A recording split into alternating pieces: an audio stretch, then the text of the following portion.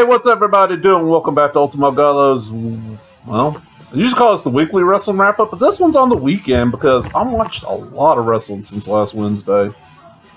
So this is everything I've watched since, like, what day was Wednesday? Give me a second here, and I'll tell you what day I'm actually going to break kayfabe and tell you what day I'm recording.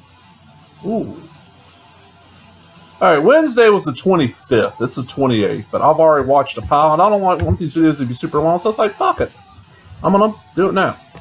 Well, right after I recorded the last episode, I got confirmed. Okay, SWA's Championship Wrestling TV show airs every week on Fox, but they every other week they put one up on FITE, so you're a little bit behind on FITE, but that's cool. I get to see it. You know, I don't have an antenna. I really need to get an antenna.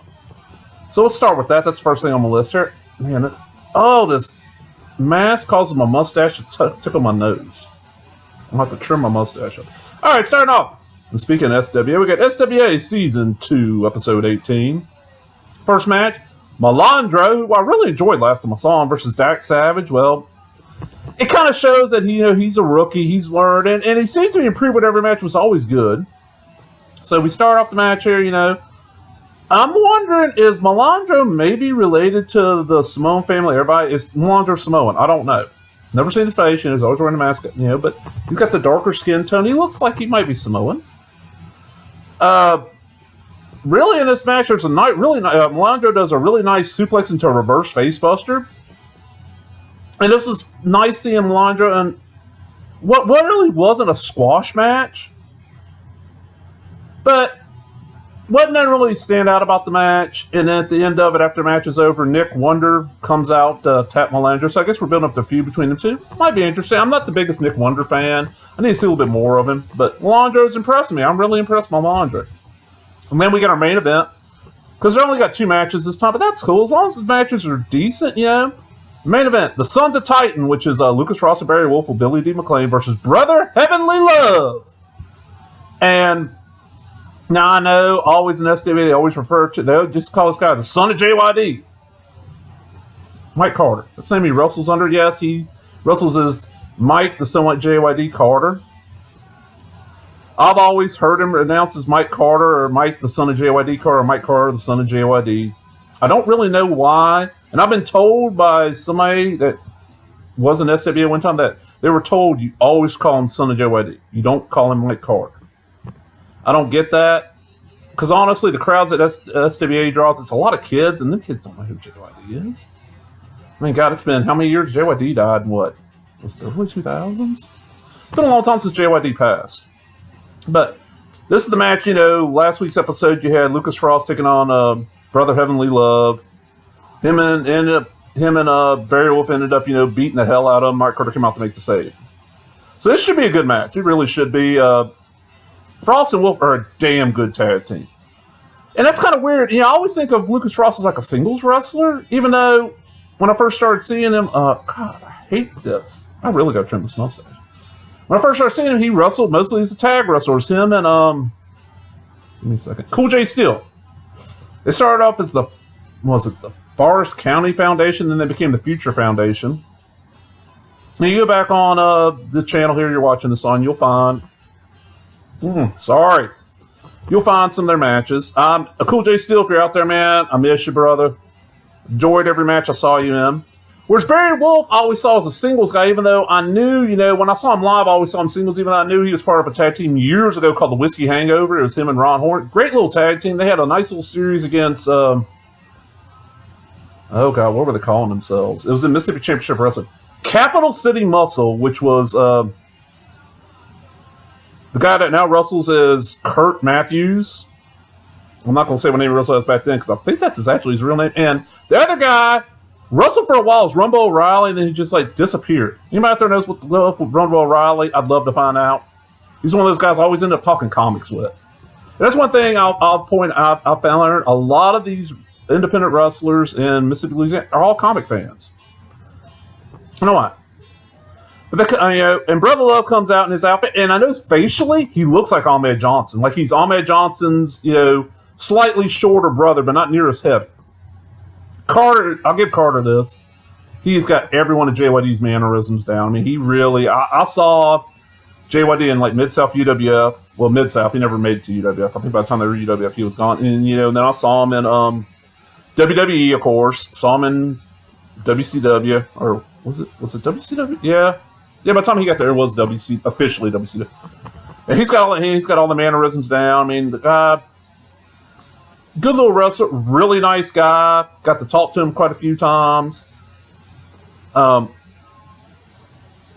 thing is Wolf and Frost, the Sons of Tight. One of the best tag teams in Mississippi. I wish they were working for more feds in Mississippi, Louisiana, Alabama. As far as I know right now, this team only really works SWA. And I hope you don't get mad here, Frosty, but I know that Frost is close to my age. We're almost the same age. So I'm sure his time in the ring is coming to an end within the next 4 or 5 years. I'm just glad I got to meet the guy. Great matches. During the match here, Frost has Brother Love, and he's just hammering him with some fists, just like, bam! Looks like he's actually just like knocking the hell out of him. And they're being smart. Frost and Wolf are being smart. They're cutting the ring in half. They're keeping Brother Love from getting out there and tagging into his partner. They're keeping him in the ring, just beating on him and beating on him. Well, the ref gets distracted. Frost ends up putting on Wolf's glove, and the commentary team, I'll give Lanny Mixon and I'm sorry, other guy, I never can remember your name. Lanny, I just remember because I've talked to him a few times. Puts on Wolf's glove, and they're talking about how they think the glove's loaded. And then my notes here say, I think it might be the Infinity Gauntlet. Shout out to Mr. Wolf there. He punches by Love, boom, Love, like, ugh, he's out. Frost pins him. Great match, best match on the show, really entertaining. I enjoyed the hell out of it. And that's one thing I've noticed with SWA. You know, we get about 2 matches per episode, and usually there's one match I really enjoy, and another match it's either okay or I just didn't enjoy. So, hey, yeah, it's free. Even if I hadn't intended, it will still be free. So, hey, you know. Oh, I like seeing good wrestling, and I'll give SWA this, you know, they have some good talent that I really enjoy. You know, Lucas Ross, Barry Wolf, Mike Carter, Malandro, I don't think Crimson works for them anymore. Jamesville, I don't think works for them anymore. Calvin Rose, and there's others I just can't think of. I think Ray Fury's worked there a few times. But let's go on to the next one. This is something a little bit different here. This whole show is not up yet. There's only 2 matches in the show up, but I wanted to see this because Pro Wrestling Ego. Pro Wrestling Ego runs the greater Jackson area, and they've ran all over the state. They've ran like Hattiesburg. I think they've run Ocean Springs a few times. They run all over. They had the Richland Retribution show just recently. And it was supposed to be, the main event was supposed to be a kendo stick on a pole match for the Ego Pride title. I think their big title, like their world title. They have the Pride and the Styles title. And I don't remember which one's which. Sorry about that. I think the Styles title is kind of like their IC title, but it was supposed to be the Nightmare Known as Jeremiah, who, if you're watching my channel, go back and look up some Jeremiah matches. I've got a bunch of his BIW matches on here. The guy is great. He's probably the best big monster heel in the Deep South. Versus, it was supposed to be JD Jenkins. Now, JD Jenkins is this guy that, first time I saw him was quite a few years ago at an Ego show. Matter of fact, it's the first Ego show I ever went to. I talked to him before the show, found out he's from Pascagoula. I'm like, oh, man, you're from Goulah. I'm from Moss Point. Goulah and Moss Point don't get along. But he was good on the mic then. In the ring, you can tell he's just starting off. He started getting better. And I've heard he's really, really improved. I haven't seen a lot of his recent stuff, but he's also doing MMA. He has an MMA contract. Well, with the contract, he was not allowed to do anything else for like 45 days for his fight. So, and he's the current Pride champion, so they're like, oh crap, we got to do something. So, JD had to back out, but he picked Wes Warren as substitute. Wes Warren's he's a younger wrestler. I've seen him live at the Hood Mark Lucha Libre Showcase show up on Cinco de Mayo up in Jackson. So, and Jeremiah comes out, and he's got a new look. Jeremiah usually has this wild, crazy hair, and he's wearing this mask. He's got a shaved head now. He's got face paint on. It's amazing. It blows my mind how, even though I know Jeremiah, known him for, oh God, how long has it been now? 2012, I think it's the first time I ever saw him wrestle, under his other gimmick. Nice guy, one of the nicest guys you ever want to talk to, but is Jeremiah, he's legit creepy and scary. I've seen him almost make a kid piss his pants. So it's supposed to, Wes Warren versus Jeremiah Kendo Stick. And the thing is that the match, there can be no pins or submissions till the Kendo Stick comes down. So somebody's going to get hit. Hey. Both guys are being brutal. They're just beating the hell out of each other. Now, and the Ego guys address this on their, if you enjoy these, watch, they put it up on the Pro Wrestling Ego channel. It's called Ego on Break. It's usually Jay Andrews and Mississippi Madman Logan Creed.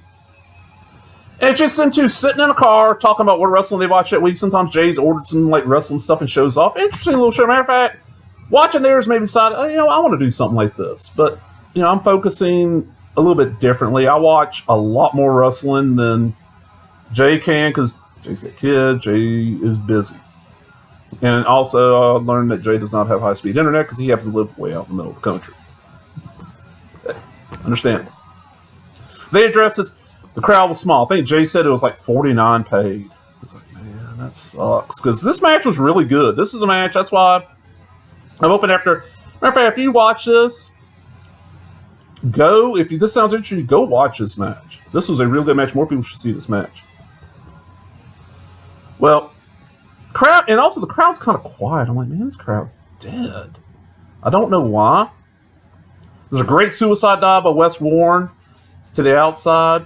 There's a part where Jeremiah's trying to get the guard railing, and this woman is holding on to it. And Jeremiah just kind of, and she kind of gets scared off. Really good match. They finally get the Kendo Stick down, and Jeremiah just beats the hell out of Wes Warren. Ends up winning, so he's now the current Pro Wrestling Ego Pride champion. And I'm going to see Jeremiah in a couple of weeks. Bayou Independent Wrestling is coming to Brookhaven on October 12th. Tickets are still on sale. If you're in the greater Brookhaven area, go to 601 Sports on the Brookway Boulevard. You can get tickets $10. If you buy them at the door, they're $15. So, save you a couple bucks. If you got 3 people going, if you buy them in advance, if you buy them at the door, that's $45. You buy them in advance, it's only $30. You're saving $15. It's like getting a ticket for free. And it's worth it. So I get to see Jeremiah again. It's great. All right. Like I said, really good match. Really good match. All right, this one. This is a TV episode. This is Elevate Pro Uprising Episode 8. Now, I discovered not too long ago that Elevate has a weekly show on YouTube. And I've been meaning to watch. It's just, I don't know. I got to be in the right mood to watch wrestling. And I prefer when I do these because I take notes. I'd rather sit out in my living room like I'm sitting right now in my nice little comfy recliner here. It's just, it's hard to get access to the living room TV because it's being used a lot. So, a couple of days ago, I was late and I was like, I'm going to watch this. It's an hour-long show. They got like one little commercial break in there somewhere for like one of their sponsors. That's cool. There's a few little issues. I'll get into them. Okay. Our first match is Locura,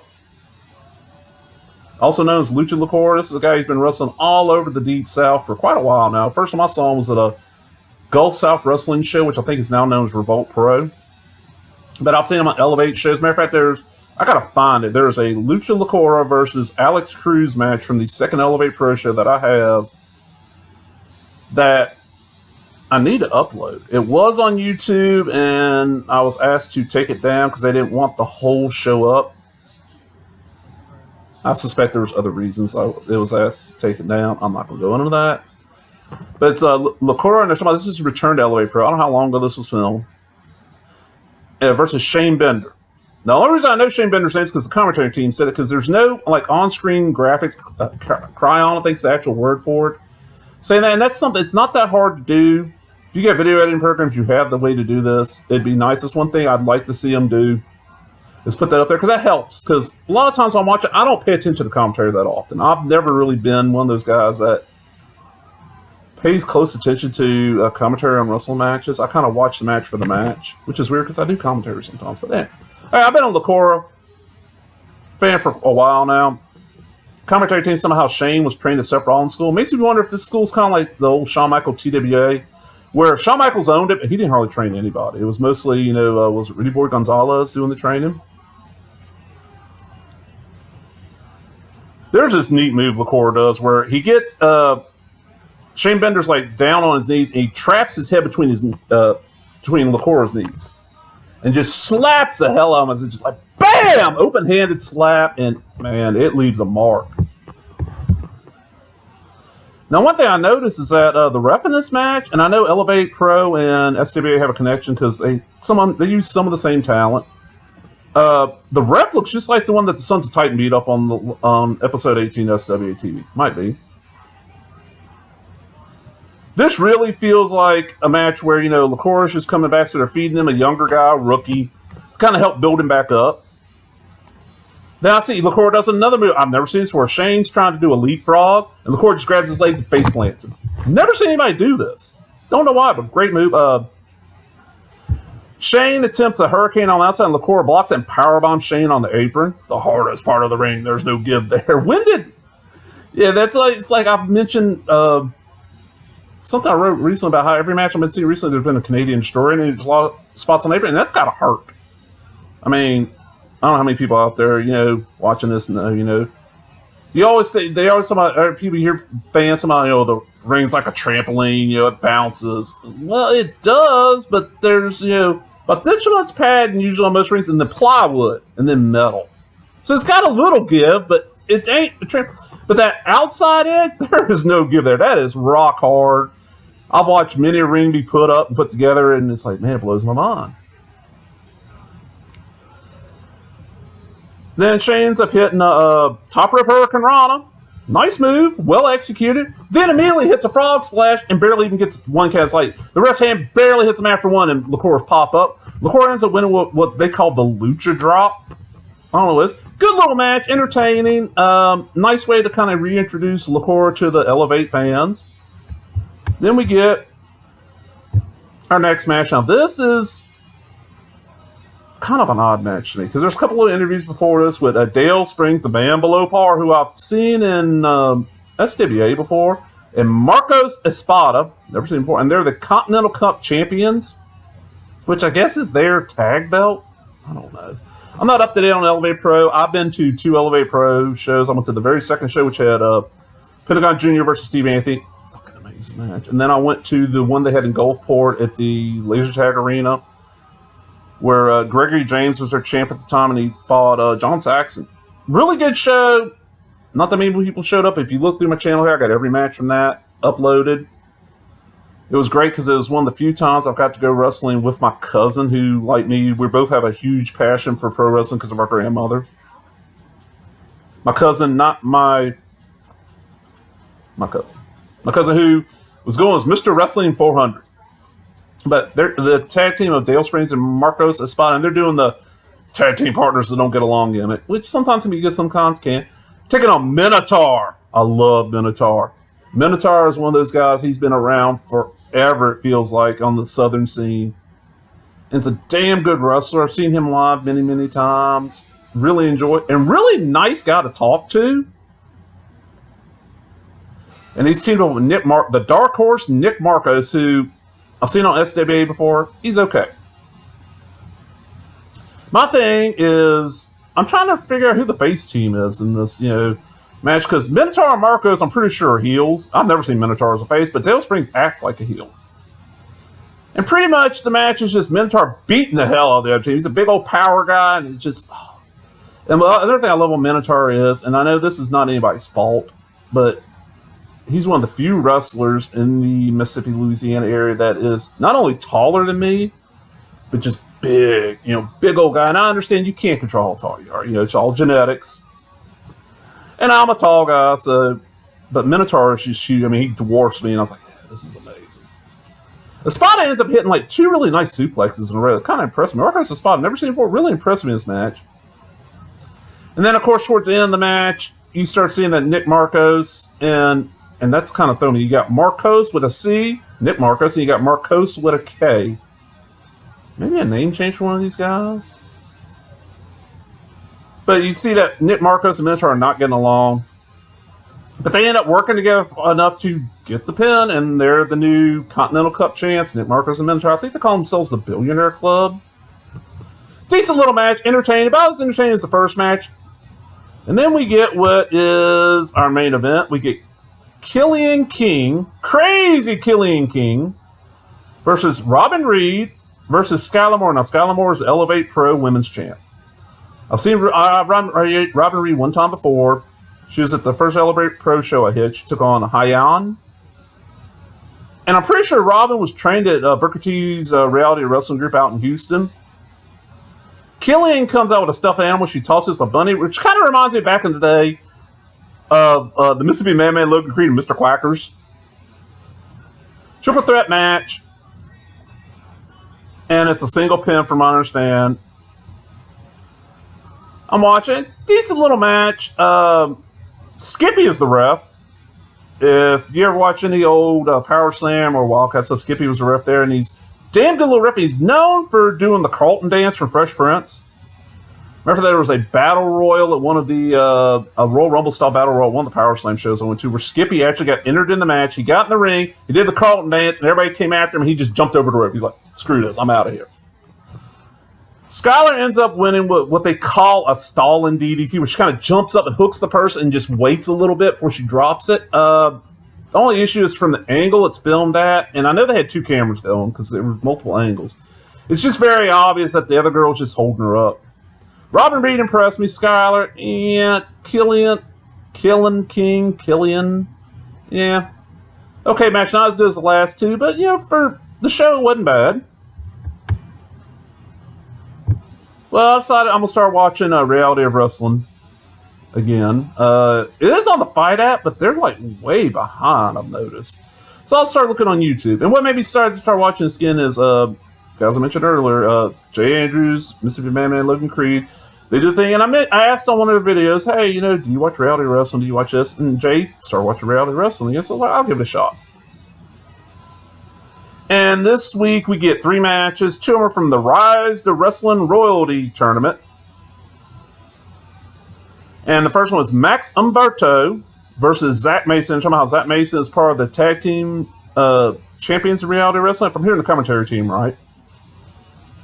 And as I was saying in my notes, this match is like watching Strike Force era Tito Santana versus Matador era Tito Santana. It's a nice showcase of both guys. And nothing is bad, but nothing really stands out. Good little match, but nothing like made it stand out to make me go, hey, I want to see either one of these guys again. You know, I want to search out their matches. If they're in a match, I'll watch it, but I'm not going to search them out. All right. Next match.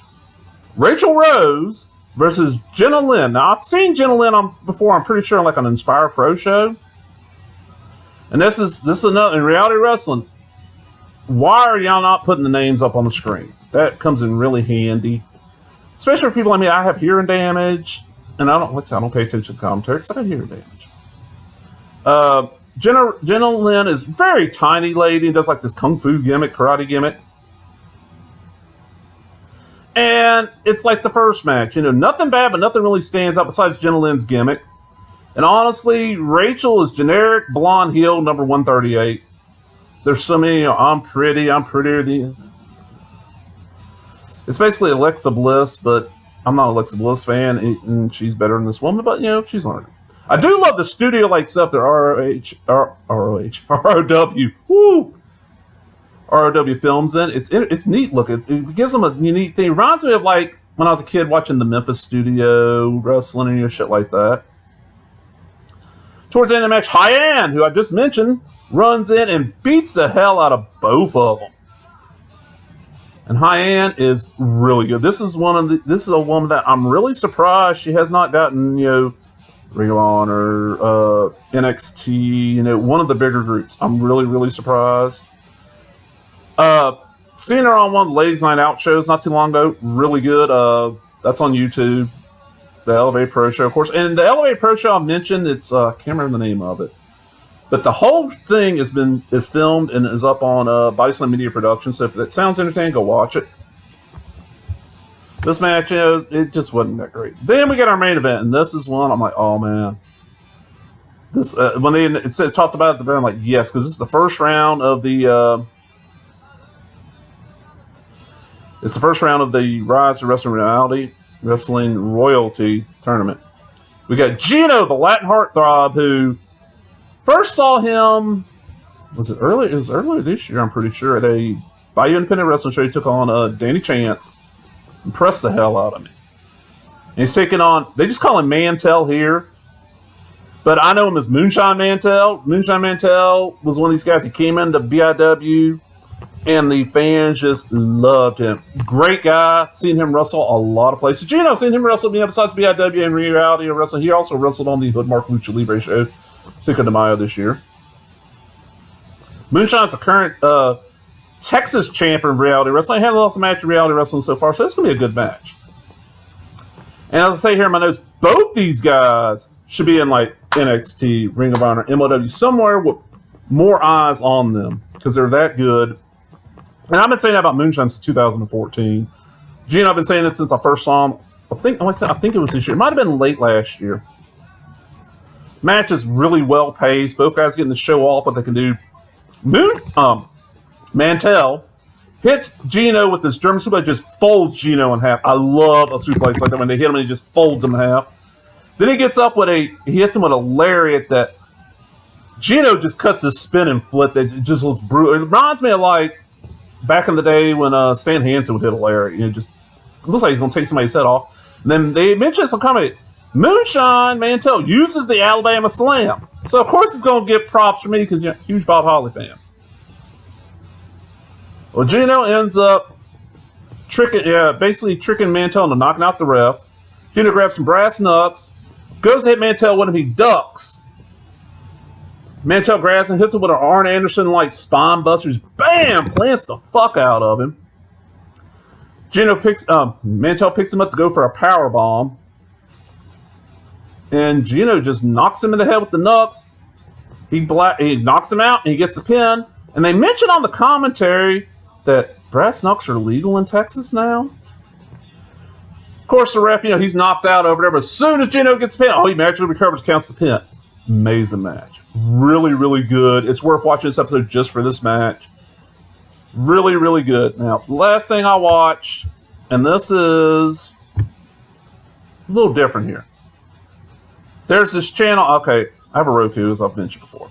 There's a free wrestling channel, and they're called Jarrett Parsons Wrestling. And it's all older wrestling. And Jeff Jarrett's involved. I think Jim Parsons is the other guy. So I decided a couple of nights ago, I wanted something to watch. None of my wrestling feds had anything new up. And yes, I know NXT's aired. I just haven't got it watched yet. I'm probably going to watch that tonight. That'll be part of the one that goes up on Wednesday. So I thought, I'm going to watch this. This is Texas All-Star Episode 1. Put it on. First match, Manny Villalobos from, I remember him from Global, versus the Hood number 2. Villalobos is kind of a fiery Latino babyface. Kind of reminds me of like a lower level Tito Santana. Man, I'll mention Tito Santana a lot. I need to go watch some Tito matches. And Hood is just your typical mass wrestler. He ends up hitting the Hood driver to get the pin. Okay match. Nothing amazing, but okay. Next match. Chavo Guerrero. Now, this is not Chavo Guerrero Sr. This is the one that in WWE is called Chavo Classic. This is the original Chavo Guerrero, the one that I grew up watching in Mid-South and a bunch of it. Taking on Al Madrill. I'm like, oh, fuck. And it's just basically Chavo beating the hell out of Madrill, busting him open, just brutalizing the hell out of Madrill. Madrill ends up getting some help, and Chavo wins by DQ. So Chavo ends up coming back in with a board and beating the hell out of Madrill and his buddy. Fun little match. It was bloody. It was entertaining. And then we get our main event. And something happens that I used to hate as a kid when watching wrestling. This is the team of the Samoan. Is he related to the big Samoan family, or is he like, Samoa Joe, where he ain't related to the Samoan family? Somebody there explain that. How is every Samoan in wrestling related besides Samoa Joe? Is he like the black sheep of the Samoan family? And Gorilla Johnson, never seen him before, versus American Force. And I'm like, oh man, wait a minute, American Force. That was Paul Diamond and Shawn Michaels. Well, no. Hey, hush up, babe. My little puppy's growling at something. Hush up. This is Paul Diamond and Nick Kaninsky. And as soon as the match starts, you got commentary team talking about TV time is running out. I'm like, oh man, don't do this. I hate that, especially when it's, it's not live. If you ain't got enough time to show the whole match, don't show it. That's just the way I am. I want to see the whole match, especially I love Mid-South. I love the UWF. I think Bill Watts is probably one of the best bookers ever existed. Man's got some issues. I don't agree with him on a lot of stuff, but dude knew how to book a New Train Wrestling show. He would do that a lot. I understand why you do it. You get the fans wanting to watch next week. But a lot of times he would not show what happened. And that's kind of what happens here, I'm thinking. Decent match when I saw it. Paul Diamond's really good. I'm trying to think what people would know him for. He was part of Bad Company in the dying days of AWA with Pat Tanaka. And then he was in one of the incarnations of the Orient Express in WWE with Pat Tanaka. Nick Koninsky is, of course, Gene Koninsky's son. Yeah. TV time runs out before the match is over. So, I didn't rate it. And let me explain my ratings here. I do the 5-star scale that Weasel Dooley and Jim Cornette came up with. Most people nowadays know because of Dave Meltzer, and he's giving matches 6 stars and 7 stars. No. 5 stars. You're not going to see me give many matches 5 stars. A 5-star match is a perfect match, and there's very few of those. But, 4.5. 4. So what I do is when I'm watching, I'm going to give each match, I'm a little thing here, a star rating. And then I take all the matches, like, I'm going to use, for example, this Texas All-Star show. So we had 3 matches, but only 2 got rated. So I take the 2 match ratings, add them up, divided by 2, and get my rating for the show. So let's see here. The highest rated show of the week would be the Ring of Honor. God, I keep on saying Ring of Honor. Reality Wrestling episode 261. And it's mostly because of that Gino Mantell match. That boosted the rating a lot. The worst show was Texas All-Star, with SWA and Elevate Pro in the middle, almost getting the same rating.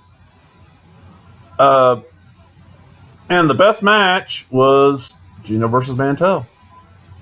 Really good match. Like I said, go watch it on YouTube. Because if you're watching this on YouTube, just go over Reality Wrestling. Episode 261.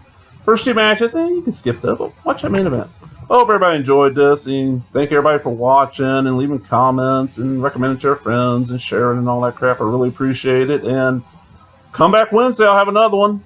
Talk to everybody later. Bye-bye.